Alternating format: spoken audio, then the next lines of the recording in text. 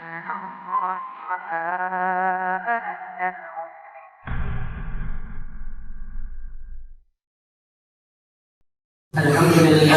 nahmaduh wa nasta'inu bihi wa nastarshiduhu wa na'udzu bihi min syururi anfusina wa sayyiati a'malina. May yahdihillahu fala mudhillalah wa may yudlil falan tajida lahu waliyyan mursyida. Wa asyhadu an la ilaha illallah wahdahu la syarikalah iqraran bi rububiyyatihi wa irghaman liman jahada bihi wa kafar. Wa asyhadu anna Muhammadan sallallahu alaihi wasallam rasulullah sayyidul khalqi wal bashar. Allahumma salli wa sallim wa barik ala Muhammadin wa ala alihi wa ashabihi wa ala dzurriyyati wa mawalah wa man tabi'ahu ila yaumiddin. Mattasalat 'ainu bin nazar aw samiyat udhunun bi khabar warda 'anna wa 'anhum rabbal alamin. Allahumma alimna ma yanfa'una wanfa'ana bima 'allamtana wa zidna ilma wa arana al-haqqa haqqan warzuqna ittiba'ah wa arana al-batila batilan warzuqna istinabah waj'alna mimman yastami'una al-qawla fayattabi'una ahsana wa adkhalna bi rahmatika fi ibadika salihin. Ma'asyiral muslimin, jamaah salat Jumat yang mugi-mugi senantiasa dirahmati dan diberkahi oleh Allah Subhanahu wa taala. Kita memuji Allah Subhanahu wa taala dengan pujian-pujian yang sempurna. Kita syukuri berbagai macam nikmat yang telah Allah Subhanahu wa taala anugerahkan kepada kita sekalian. Nikmat sehat, nikmat umur panjang, lebih-lebih lagi nikmat iman dan Islam yang telah Allah Subhanahu wa taala anugerahkan kepada kita sekalian. Dan orang-orang yang rajin bersyukur, inilah yang disanjung dan dipuji oleh Allah Subhanahu wa taala. Sebagaimana sanjungan Allah Subhanahu wa taala kepada Nabi Ibrahim alaihissalam yang disebutkan dalam surat An-Nahl ayat 120 121. Inna Ibrahima kana ummatan qanitan lillahi hanifan wa lam yakun minal musyrikin. Sesungguhnya Nabi Ibrahim, dia adalah suri toladan yang baik, yang dia itu patuh kepada Allah. Nabi Ibrahim itu berada di jalan yang lurus. Nabi Ibrahim itu berada di jalan yang lurus. Walam yakum minal musyrikin. Dan Nabi Ibrahim bukan termasuk orang-orang yang musyrik. Syakiran li an'umi istabahu hadahu ila siratim mustaqim. Nabi Ibrahim punya sifat, dia itu bersyukur atas nikmat yang Allah Subhanahu wa taala itu berikan kepadanya, dan dia ditunjuki kepada jalan siratal mustaqim, jalan yang lurus. Maka lihat di sini pujian Allah Subhanahu wa taala kepada Nabi Ibrahim, di antara sifatnya adalah mau mensyukuri nikmat yang telah Allah Subhanahu wa taala anugerahkan kepadanya. Dan kita tahu bersama bahwasanya bentuk syukur kita kepada Allah yaitu kita buktikan dengan semakin meningkatkan ketakwaan kita kepada Allah Subhanahu wa taala. Semakin meningkatkan ibadah kita kepada Allah Subhanahu wa taala, semakin juga kita menjauhi larangan-larangan Allah Subhanahu wa taala. Karena standar kita itu mulia di sisi Allah Subhanahu wa taala ini bukan dilihat dari suku, bukan lihat dari warna kulit, namun yang dijadikan standar sebagaimana kata Nabi SAW, illa bittaqwa. Ketika beliau dalam khutbah pada saat musim haji, beliau katakan bahwasanya yang mulia itu bukanlah dari kalangan Arab, yang mulia itu bukanlah dari kalangan non Arab, yang mulia bukanlah dari yang kulitnya itu merah, yang mulia itu bukan dari yang kulitnya hitam. Lalu beliau menyebutkan illa bittaqwa, yang mulia di sisi Allah Subhanahu wa taala dilihat dari manakah di antara manusia itulah yang paling bertakwa.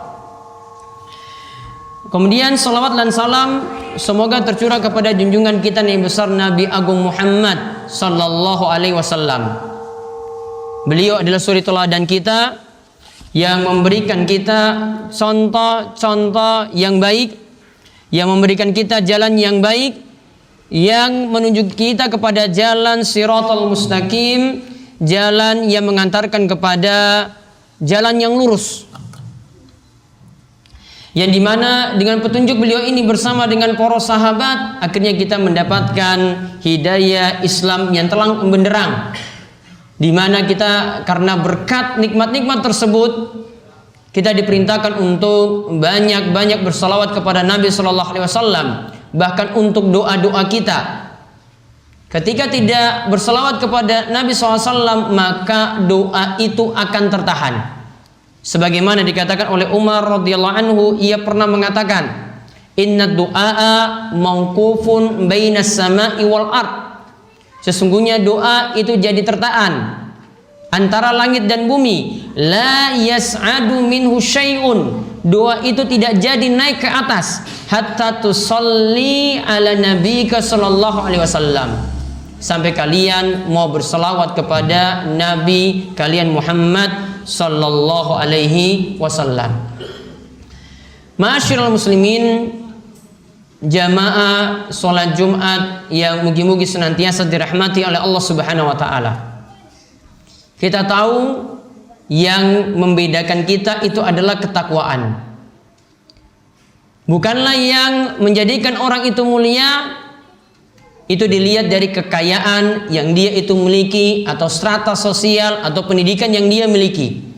Namun sekali lagi sebagaimana jelaskan, yang paling mulia di sisi Allah Subhanahu wa taala adalah yang paling bertakwa. Namun memang sifat manusia, dia akan terus menerus berlomba-lomba untuk menambah dunia. Berlomba-lomba manakah di antara mereka yang paling banyak hartanya. Makanya Nabi Shallallahu Alaihi Wasallam itu khawatirkan, ya Nabi SAW itu paling wanti-wanti kepada kita, yang paling beliau ingatkan pada kita itu bukanlah kemiskinan. Namun yang paling Nabi SAW itu khawatirkan, kita punya sifat at-takasur, punya sifat terus berbangga-bangga dengan harta, dengan dunia yang kita miliki. Maka Nabi SAW itu pernah menyatakan, ma aksha alaikum al-faqra walakin aksha alaikum at-takasur. Yang aku khawatirkan pada kalian bukanlah kemiskinan. Yang aku khawatir kepada kalian adalah kalian terus saling memperbanyak, berbangga-bangga dengan dunia yang kalian miliki. Inilah juga yang Allah Subhanahu wa taala ingatkan dalam surat At-Takatsur, alhaakumut takatsur hatta zurtumul maqabir. Kalian telah bermegah-megahan sampai membuat kalian itu lalai, sampai nantinya kalian masuk ke dalam kubur. Maka sifat kita terus berlomba dengan harta, terus berlomba dengan dunia, manakah di antara kita yang paling banyak hartanya. Ma'asyiral muslimin rahimani wa rahimakumullah. Oleh karena itu manusia ingin terus memperbanyak harta, ingin terus mempercepat diri menjadi kaya. Maka ada beberapa di tengah-tengah masyarakat kita menempuh jalan-jalan seperti ini. Yang pertama, di antara kiat untuk cepat kaya, ingin menambah harta terus, adalah dengan mencari jalan berutang dengan mudah. Menambah utang dengan catatan ini di luar kebutuhan. Ini di luar kebutuhan pokoknya. Maka ada yang sudah memiliki kendaraan yang cukup, maka dia ingin lagi kendaraan yang lainnya lagi, akhirnya dengan cara berutang dia miliki. Ada yang cuma ingin saingan dengan tetangga, maka kendaraan tersebut dia miliki dengan cara berutang. Ada juga yang ingin memiliki handphone yang canggih, tidak mampu beli secara tunai, maka dia tempuh jalan dengan mudah. Agar cepat memiliki seperti itu, maka dia tempuh jalan berutang. Ma'asyiral muslimin rahimani wa rahimakumullah. Ingatlah bahwasanya Nabi SAW senantiasa mengingatkan kepada kita bahwasanya berutang itu seperlunya. Dan kalau kita memiliki utang dan ini dibawa sampai mati, padahal kita orang-orang yang mampu untuk melunasi utang tersebut, maka di antara hadis yang menyebutkan oleh ini hadis saking Ibnu Umar. Nabi SAW bersabda, "Man mata wa alaihi dinar au dirham qudiya min hasanatihi laisa thamma dinarun wala dirham." Dalam hadis riwayat Ibnu Majah, hadisnya ini adalah hadis yang sahih. Nabi SAW mengatakan, siapa yang mati dalam keadaan meninggalkan utang dinar atau utang dirham, ini kata para ulama, dia mampu melunasi utang tersebut ketika dia hidup, namun dia jadi orang yang tidak amanat, dia tunda terus pelunasannya, akhirnya utang ini dia bawa mati, maka nantinya ketika dia telah meninggal dunia, qudiya min hasanatihi, utang tadi dilunasi dengan kebaikan-kebaikan yang dia miliki. Karena nanti di akhirat itu tidak ada lagi dinar, tidak ada lagi dirham, tidak lagi ada mata uang rupiah. Maka akhirnya dipotong dari kebaikan-kebaikan yang kita miliki. Kalau belum lunas juga, maka diambil dosa kita, ya, itu akan bertumpuk lagi karena diambil dari orang yang mengutangkan atau meminjamkan uang kepada kita. Juga orang yang meninggalkan utang seperti itu dalam keadaan dia mampu untuk melunasinya, kata Nabi SAW pula, nafsul mu'min mu'allaqatun bidainihi hatta yaqda anhu. Seorang mukmin itu bergantung dengan utangnya sampai utangnya itu lunas.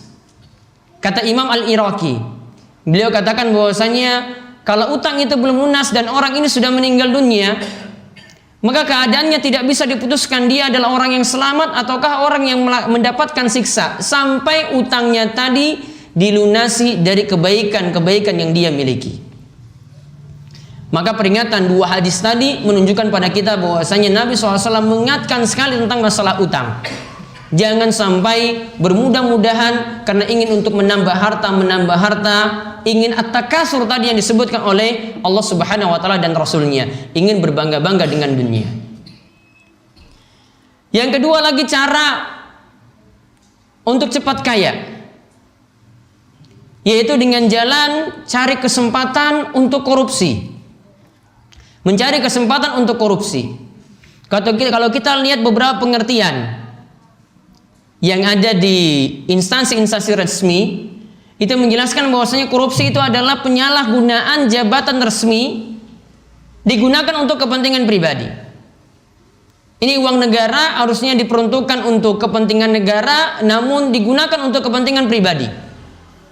Ini dalam istilah, ya, istilah KPK pun masuk dalam istilah yang dimaksudkan dengan korupsi. Padahal ajaran Islam ini ajaran Islam, bukan ajaran agama lain. Ajaran agama kita mengingatkan untuk selalu amanat. Baginda Nabi SAW itu pernah bersabda dalam hadis Abu Hurairah, diriwayatkan oleh Imam Abu Daud, Tirmizi dan Ahmad, "Addil amanah ila man i'tamanak wa la takhun man khanak." Ingatlah, tunaikanlah amanat kepada orang yang beri amanat kepada kalian, dan janganlah khianati orang yang telah memberikan amanat. Dan janganlah khianati orang yang telah memberikan amanat. Maka kalau kita menjadi seorang pegawai, ada tugas yang mesti kita jalankan sesuai dengan kewajiban-kewajiban kita setiap hari di kantor. Maka kepegawai yang amanat ini datang tepat waktu. Paginya ditetapkan jam sekian, pulangnya jam sekian, maka dia penuhi kewajiban tersebut. Juga dalam hal memegang uang misalnya, dia tidak memanipulasi anggaran-anggaran yang ada. Juga di dalam masalah amanat ini tidak boleh ada suap menyuap, tidak boleh ada gratifikasi. Karena dalam Islam juga sudah diingatkan, dikatakan oleh Nabi SAW, hadiah bagi pejabat atau pekerja, maka Nabi SAW katakan itu adalah gulul, itu adalah khianat. Ini sebagaimana diriwayatkan oleh Imam Ahmad dan hadisnya adalah hadis yang sahih. Kemudian ada lagi cara untuk orang itu pengen cepat kaya. Pokoknya ingin menempuh jalan yang super cepat. Dengan menempuh jalan pokoknya yang sangat praktis. Yang saat ini beritanya sedang tersohor, yaitu dengan menggandakan uang.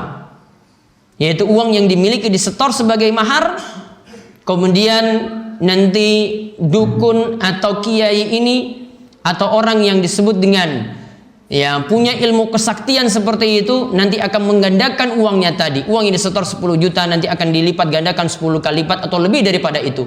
Nanti pada waktunya dia akan mengeluarkan uang yang begitu banyak. Menggandakan seperti ini bisa jadi ada dua kemungkinan.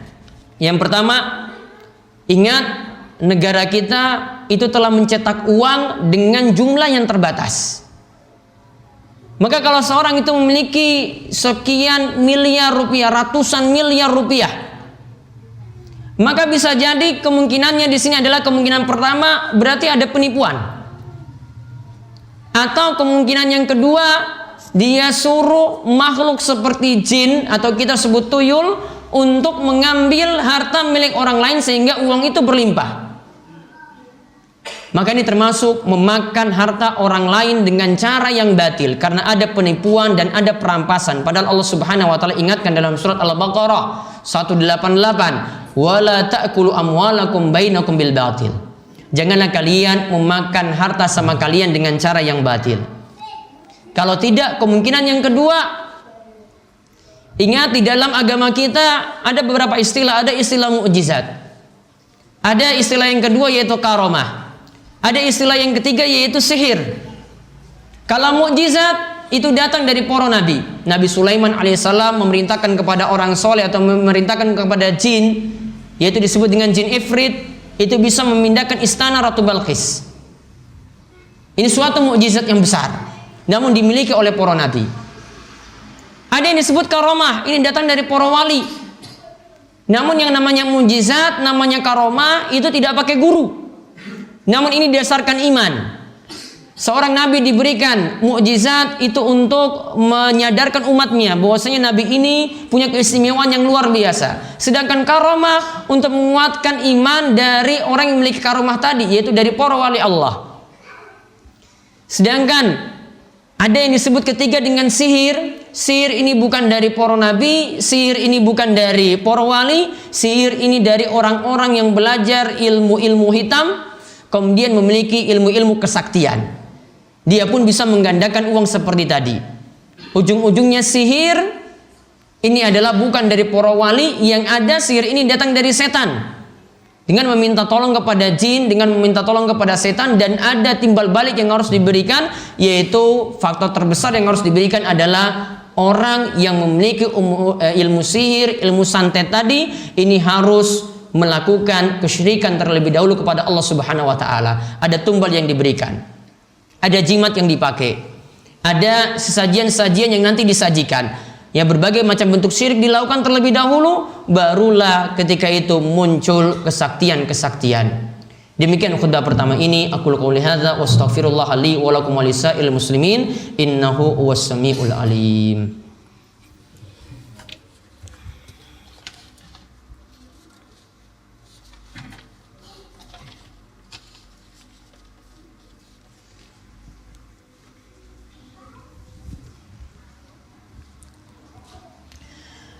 Alhamdulillahirabbil alamin. Wassalatu wassalamu ala asyrafil anbiya wal mursalin nabiyina Muhammad wa ala alihi wa sahbihi ajma'in. Ma'asyiral muslimin rahimani wa rahimakumullah. Pada khutbah pertama tadi kita lihat cara cepat untuk kaya, yaitu dengan jalan-jalan yang keliru. Ada di situ dengan jalan terlalu bermudah-mudahan dalam memperbanyak utang. Ada di situ dengan cara melakukan penipuan.